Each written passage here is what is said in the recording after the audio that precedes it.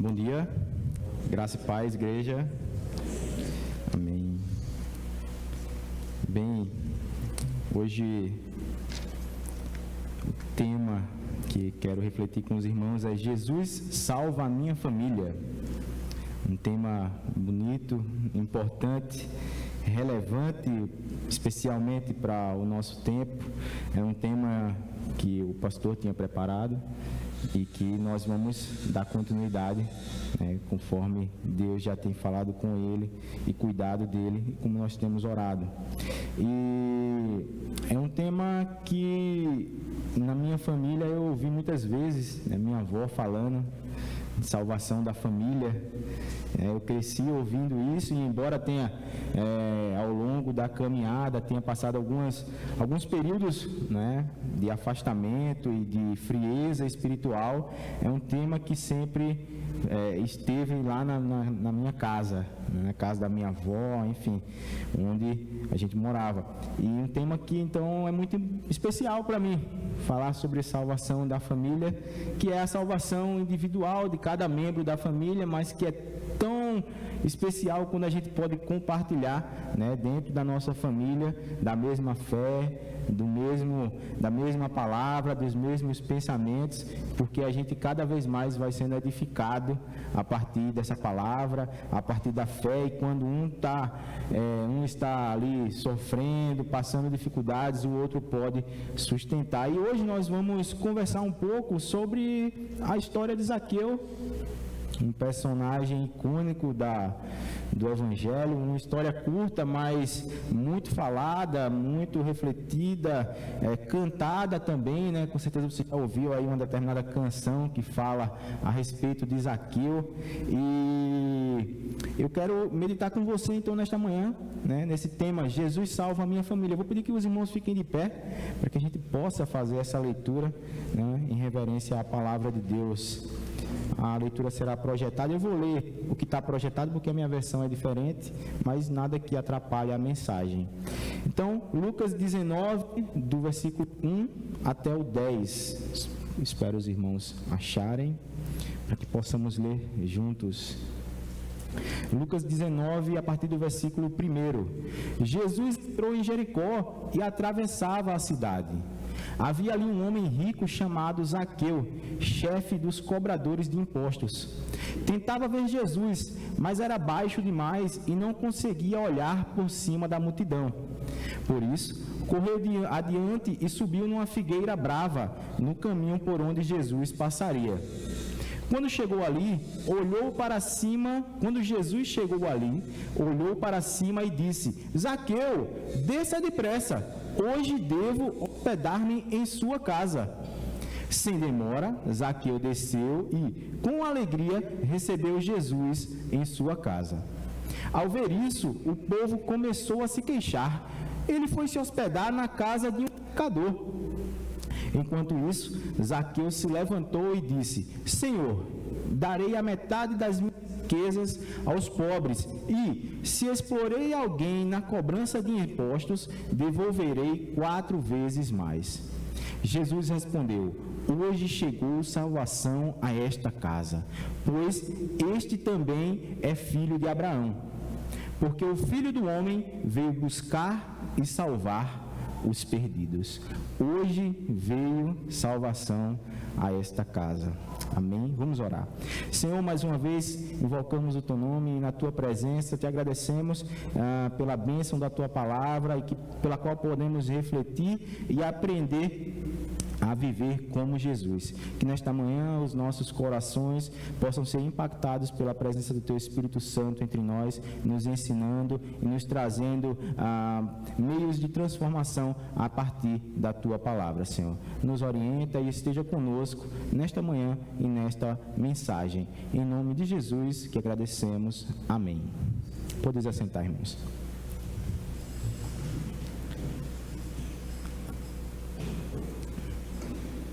Jesus salva a minha família. O Evangelho de Lucas eu tenho tido a oportunidade de refletir com várias mensagens neste Evangelho. É um Evangelho que para mim é o que eu gosto mais, que eu tenho mais, enfim, mais prazer na leitura na Bíblia inteira, mas a gente sempre tem alguns livros ali que nós gostamos mais, e para mim é o Evangelho de Lucas, que me traz muitas reflexões importantes e que eu tenho refletido. E hoje eu quero caminhar com você, na verdade eu quero propor para você que caminhemos com Jesus, porque Jesus aqui está caminhando para Jerusalém e ele vai passar por Jericó. E enquanto passa por Jericó, algumas coisas importantes vão acontecer. Por exemplo, é em Jericó que Jesus vai curar um cego que vinha ali clamando insistentemente para que fosse curado. Jesus, filho de Davi, tenha misericórdia de mim. Jesus, filho de Davi, tenha misericórdia de mim.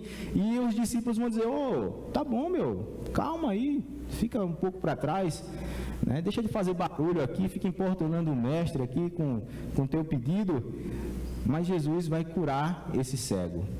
É também em Jericó que vamos ver esta história de Zaqueu, né, do publicano, que não é a única história sobre publicano que relata aqui na Bíblia. Você vai lembrar de Levi, que é também a mesma pessoa, o Mateus, cujo evangelho é o primeiro evangelho do Novo Testamento. E tem uma história muito bonita também ali de conversão de Zaqueu, que inclusive eu vou meditar também um pouco ali, comparando a história de Zaqueu com a de Mateus, para a gente encontrar aí algumas referências importantes. Mas também no Evangelho de Lucas, aqui, quando Jesus está caminhando para Jerusalém, que Jesus vai contar a parábola das 10 minas, né, que ele distribuiu, um senhor distribuiu as suas minas e esperou que desse lucro, que produzisse ali, né, que se tornasse rentável, e enfim, a gente vai comentar, né, e refletir sobre esse contexto da história de Zaqueu, porque ele é importante para nós. Afinal, Jesus é intencional aqui em tudo que ele faz, e ele não vai chegar até Zaqueu de uma forma despretensiosa, como a gente vai ver. Jesus vai chegar de uma forma com autoridade, e nós vamos refletir também sobre o comportamento de Zaqueu. Mas, inicialmente, eu quero que você perceba que em Jericó, Jesus curou um cego. E dentro do Evangelho de Lucas, isso representa também que, enquanto um homem que estava à margem, enquanto um homem que estava ali sem relacionamentos sinceros, mendigando o dia a dia da sua vida, enquanto esse homem foi curado, o povo que conhecia a lei estava prestes a crucificar Jesus, a pedir a crucificação de Jesus.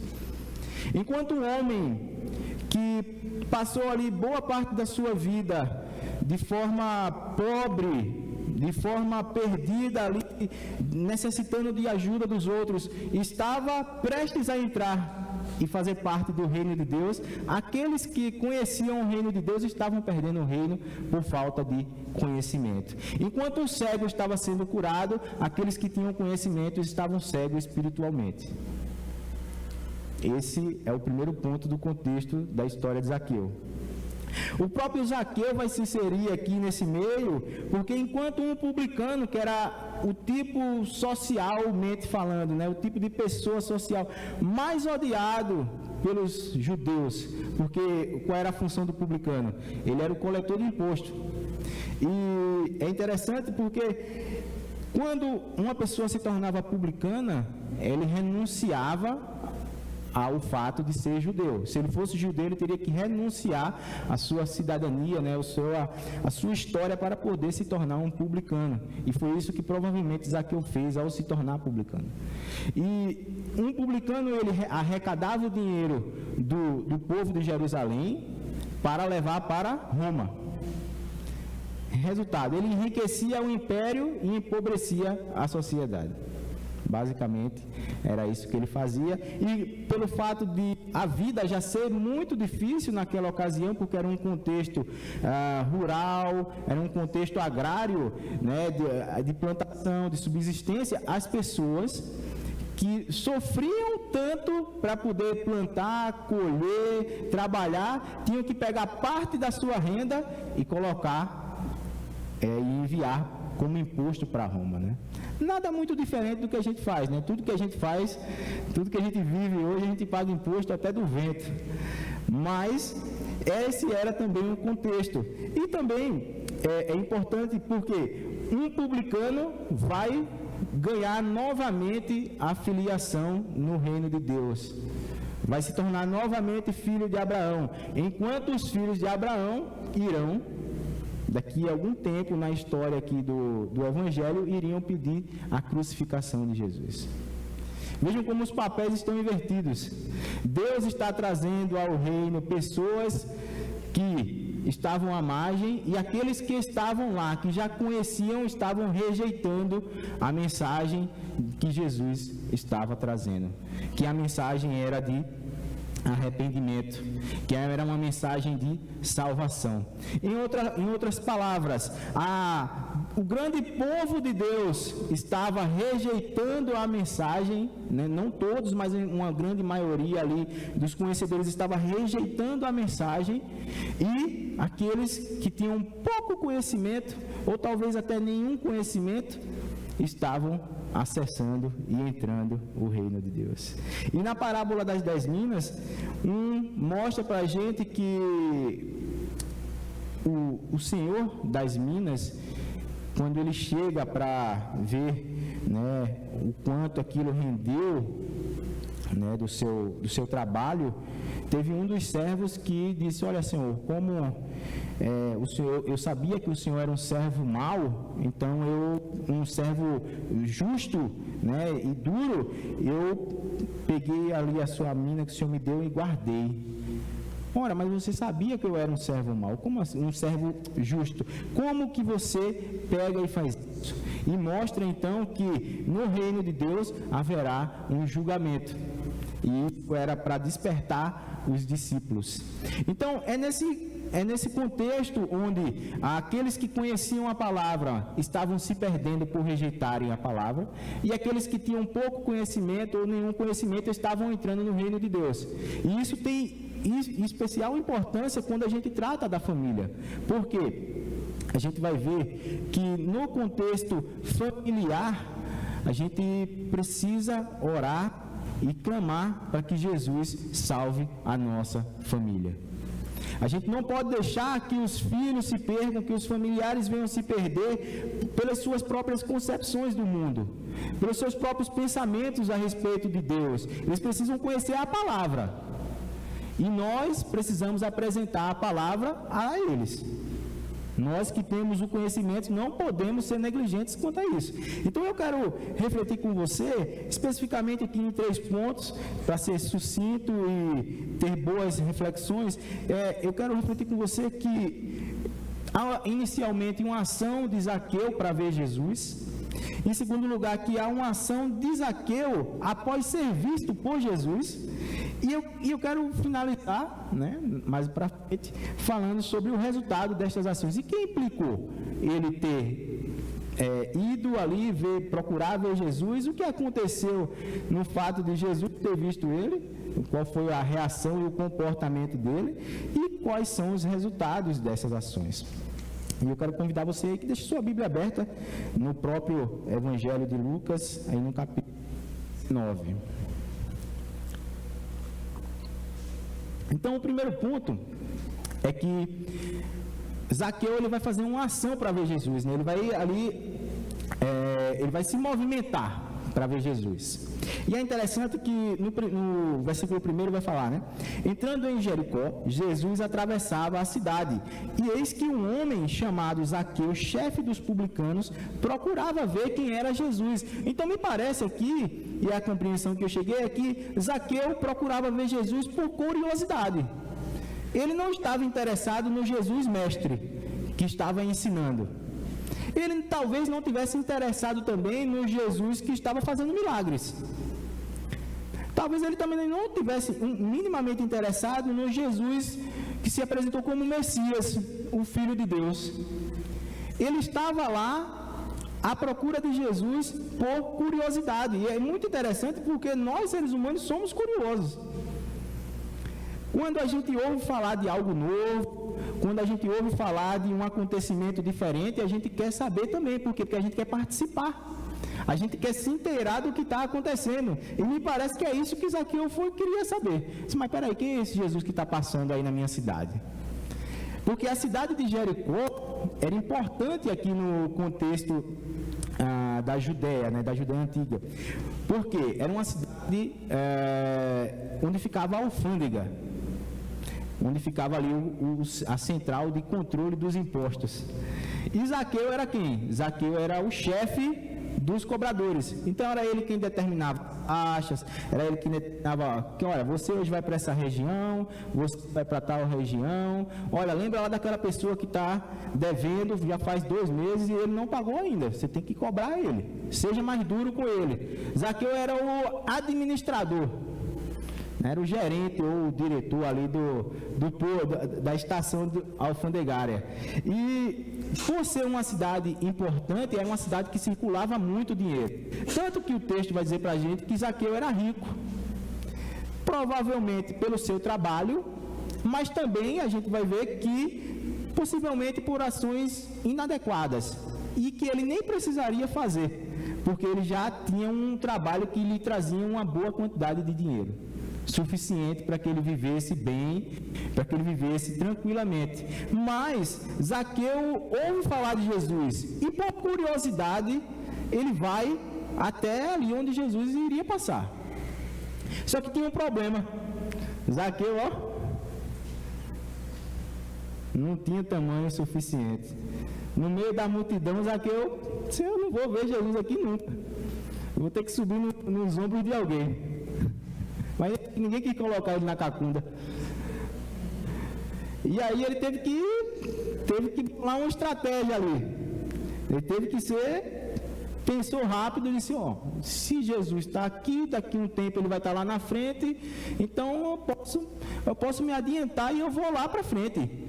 Vou subir numa daquelas figueiras bravas, né? Há outras traduções que vai falar como sicômoro, mas é um tipo de figueira que os galhos iam quase até o chão e que era fácil de subir. E ele, por ser de pequena estatura, pôde então subir. Então ele vai lá e subiu.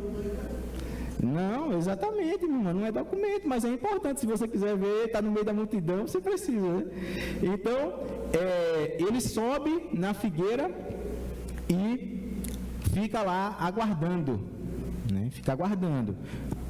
A multidão que acompanhava Jesus estava seguindo em frente e chegou o momento em que Jesus se aproximava de onde Zaqueu estava. E aqui um parêntese aqui, né? Preciso falar. Há uma determinada canção, como eu comentei, que tocou muito no Brasil uns anos atrás a respeito de Zaqueu. Agora, a questão é, Zaqueu não estava ali na figueira para chamar a atenção de Jesus. Quem chama a atenção de Zaqueu é Jesus. É Jesus que abre e diz, Zaqueu, eu não vou falar agora porque a gente vai chegar lá. Então, a gente precisa ter muito cuidado, e aqui eu estou falando agora do nosso tempo, a gente precisa ter muito cuidado com as interpretações que são pautadas na Bíblia, mas que não são verdadeiramente Bíblia. Por quê? Principalmente quando a gente está falando de Jesus dentro da nossa casa, às vezes algumas músicas, elas parecem corretas.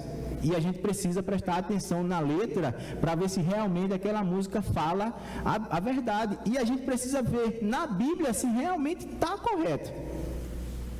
A gente precisa prestar muita atenção porque é muito sutil a maneira como uma música, por exemplo, aproveitando um exemplo aqui, uma música é composta. Né? Ou você pode se pautar na Bíblia e ser fiel à Escritura, como você também não ser. Você usar simplesmente um texto ou uma ideia para trazer a sua proposta musical ali. Então a gente precisa ter cuidado, porque é Jesus que vai ao encontro de Zaqueu, e é isso que acontece no Evangelho. No Evangelho de João, por exemplo, a gente vê que quem se encarnou? Jesus, o Deus que se encarnou, a palavra se tornou carne, habitou entre nós e vimos a sua glória, glória como unigênito do Pai.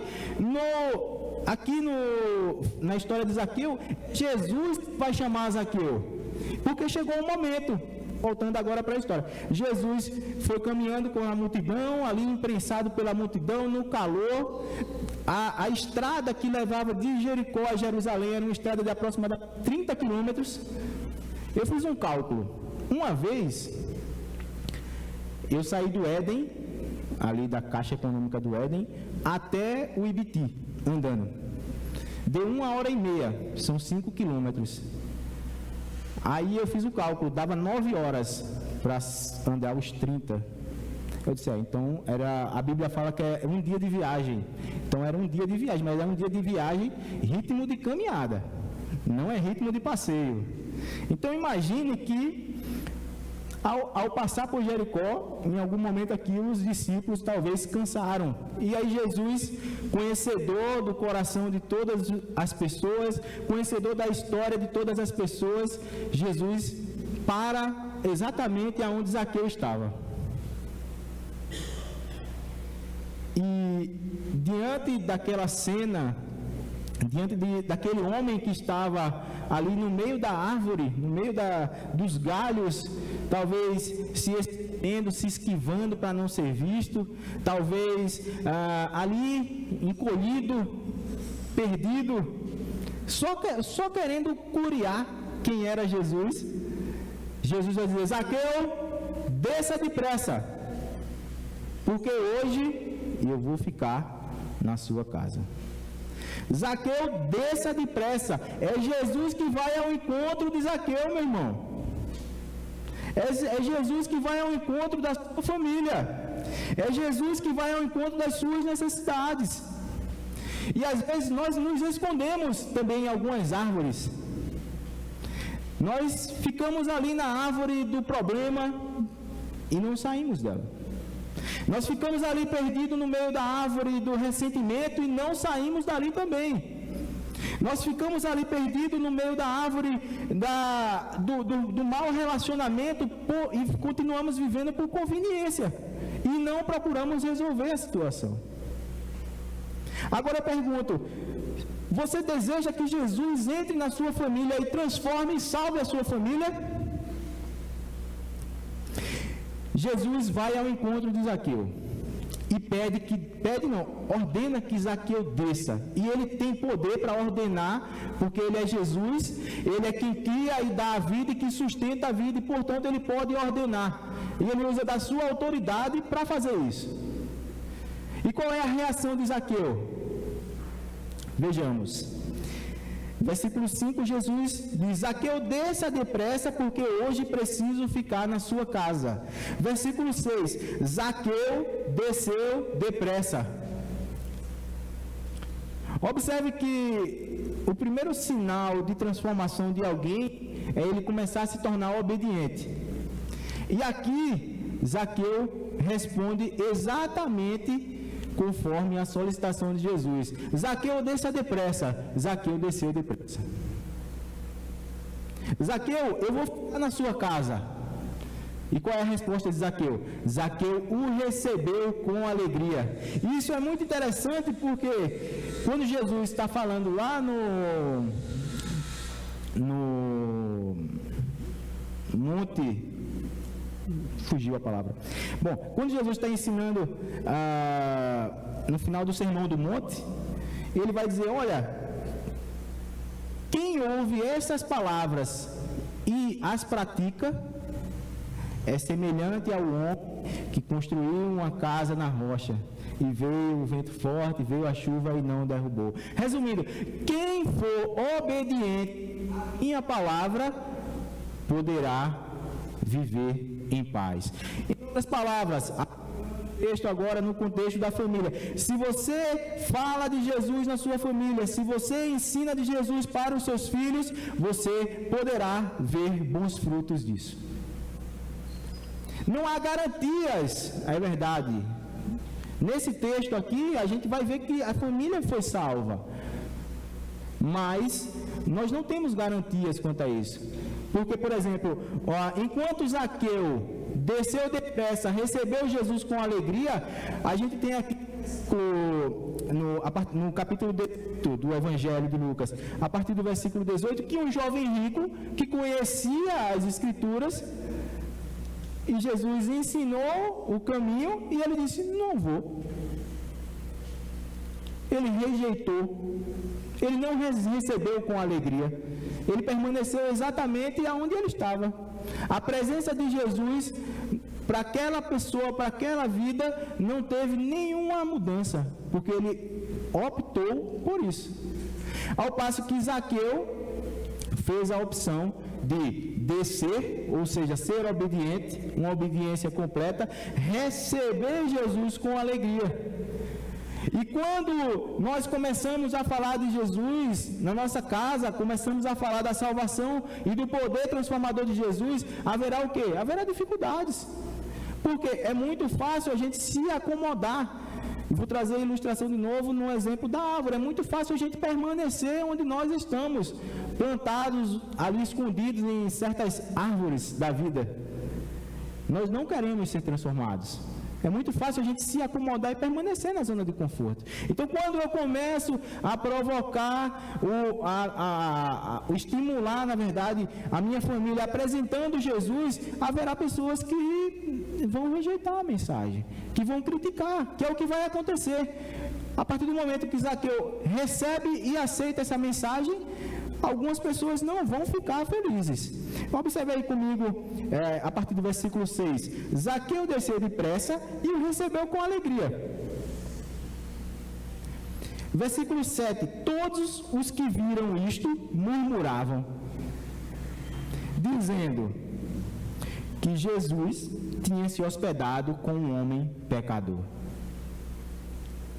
Todos que viram isto murmuravam. Eles murmuravam a respeito de Jesus, como se Jesus estivesse errado, como se Jesus não estivesse cumprindo com a sua missão. Mas vá comigo aí no capítulo 5 do próprio Evangelho de Lucas. 5 a partir do versículo 27, para a gente observar uma outra nuance também de uma conversão de um publicano.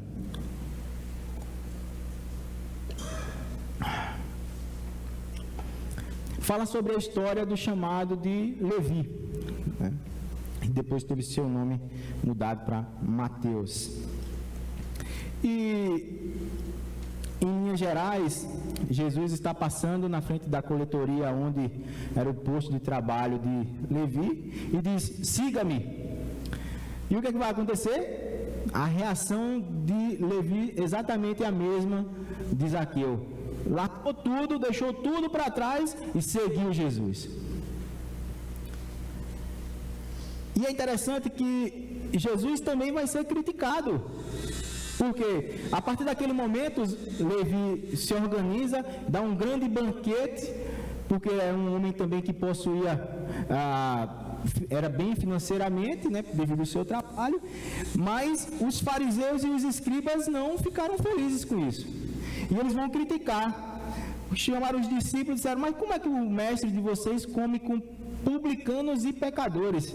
No conceito do fariseu, publicano era pior do que um pecador. Como é que o mestre de vocês come? E aí Jesus vai tomar a palavra e vai dizer: olha, eu não vim para as pessoas que estão sãs, que estão bem. Se vocês se acham que estão bem, eu não vim para vocês. Eu vim para os doentes, porque os doentes é que precisam de médicos. E aqui na história, retornando agora lá no capítulo 19, Jesus vai afirmar algo semelhante: olha, eu vim buscar e salvar o que estava perdido. Porque Zaqueu vai renunciar, né? Após receber Jesus com alegria, Zaqueu renuncia o seu trabalho ali na coletoria, renuncia na verdade a maneira como ele trabalhava. Ele vai dizer: olha, Jesus, se eu roubei alguém, eu vou restituir essa pessoa 4 vezes mais, e metade do que eu tenho eu vou dar. Ou seja, independente, aqui a gente está falando em termos financeiros, mas para não ficar só nesses termos financeiros, independente, a gente precisa renunciar no encontro com Jesus. E quando a gente estiver falando, ensinando a nossa família que a salvação é somente por Jesus, nós precisamos ensinar exatamente esse caminho da renúncia.